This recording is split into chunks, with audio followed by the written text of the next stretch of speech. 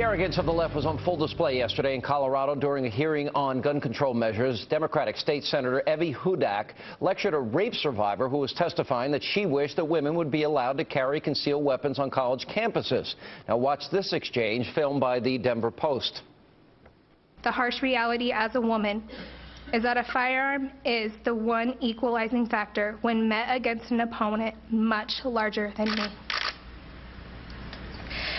The question of my life is, and will remain to be, what would have been different if I had been able to carry my firearm that night? Thank you for sharing your story.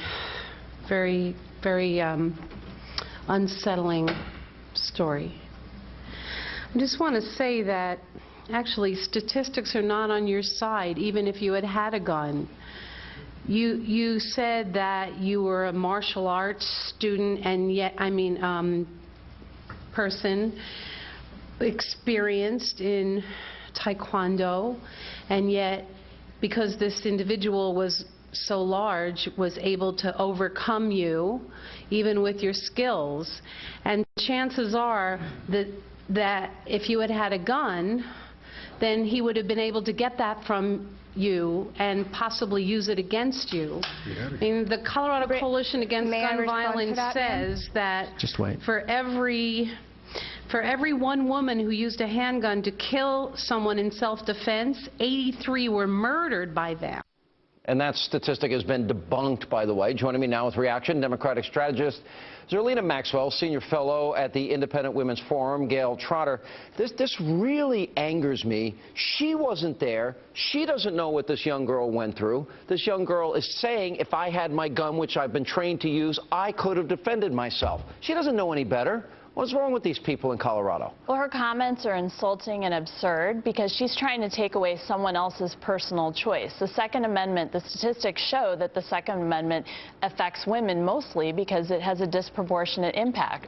But you know what? This is not the first time, Zerlina, and we were talking about it beforehand, about what women have been recommended that they use whistles and pens, that they fake faint, urinate, puke on people. The most idiotic things that have been said by these arrogant, ignorant politicians out there. Well, I think that the entire conversation is wrong. I don't want anybody to be telling women anything. I don't want men to be telling me what to wear, how to act, not to drink. And I don't honestly want you to tell me that I needed a gun in order to prevent my rape. And in my case, don't tell me if I had only had a gun, I wouldn't have been raped, because that's still putting it on me to prevent You have written rape. about this. I have, yes. That this happened to you. Yes. And I was attacked by someone I knew. So you're required, what you're saying works out in reality, not in a theoretical scenario. You're requiring that I shoot someone that I know. No, I'm not. That is not the reality. Two-thirds of women are attacked by someone they know. Nobody is requiring that you do it. I have carried a weapon my entire adult life, and I've had license to carry in the five recent states that I've lived in. And I am trained. I'm a marksman in the use of a pistol. I have been since I'm 11 years old. I've been a good shot. Only if women choose to. They ought to have the right. That ought to be their choice. And if you choose not to, I fully respect that. I would urge you to bring every woman to have some way to defend themselves. And every year there are 2.5 million defensive uses of guns. Right. Every year. And the people who have done these studies, Gary Kleck, he's a lifelong Democrat. He's a member of the ACLU. So this is a legitimate study that shows that people use guns to defend themselves. And this is what they're denying women. They're telling them to use a ballpoint pen. A ballpoint pen?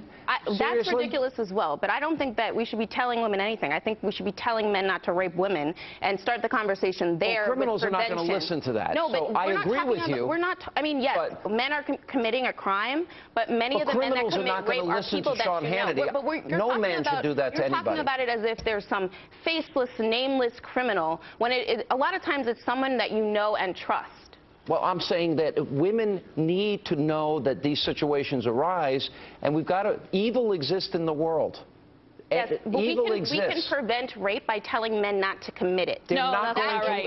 Criminals will not listen. No, we're not talking about criminals. We're talking about a cultural... I want women to be able to protect themselves, don't you? I want women to be able to protect themselves, yes.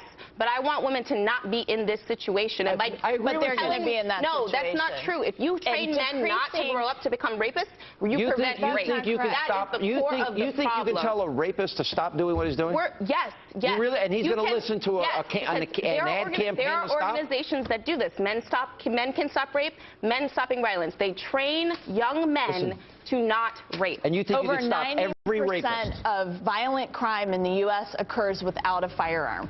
And when you look at these studies that say women are more likely to be raped than to be able to defend themselves. If firearms were the answer, then the military would be the safest place for women, and it's not. But knowing that there are evil people, I want women protected. And they've got to protect themselves. But thank you both. I'm sorry that happened. It shouldn't happen to anybody. Coming up next, it is the gun rights ad that is already igniting a huge controversy. It links the left's assault